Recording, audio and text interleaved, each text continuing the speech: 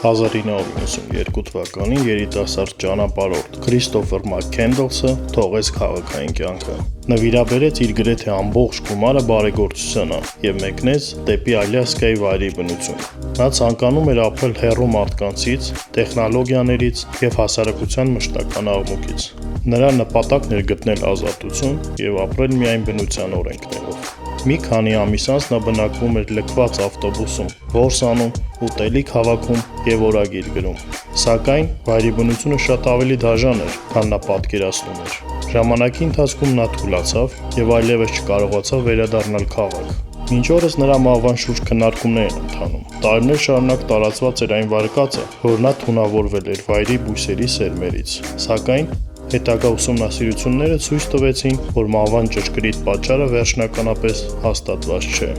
Ավտոբուսը, որտեղ նա ապրել էր երկար տարիներ, մնացել էր Ալյասկայի վայրի բնության մեջ և դարձել ուխտատեղի հազարավոր ճանապարհորդների համար։ Անվտանգության նկատառումներից ելնելով այն տեղափոխվեց և այժմ ցուցադրվում է University of Alaska Museum of the North-ում։ Նրա պատմությունը դարձավ հայտնի ամբողջ աշխարհում և հիշեցրեց միլիոնավոր մարդկանց, որ բնությունը կարող է լինել և գեղեցիկ, և անողոք։ Իսկ նրա կյանքի հիման վրա նկարահանվեց հայտնի Into the Wild ֆիլմը։ Անպայման բաժանորդագրվիր և գրիր, թե ինչ պատմություն կուզեիր լսել։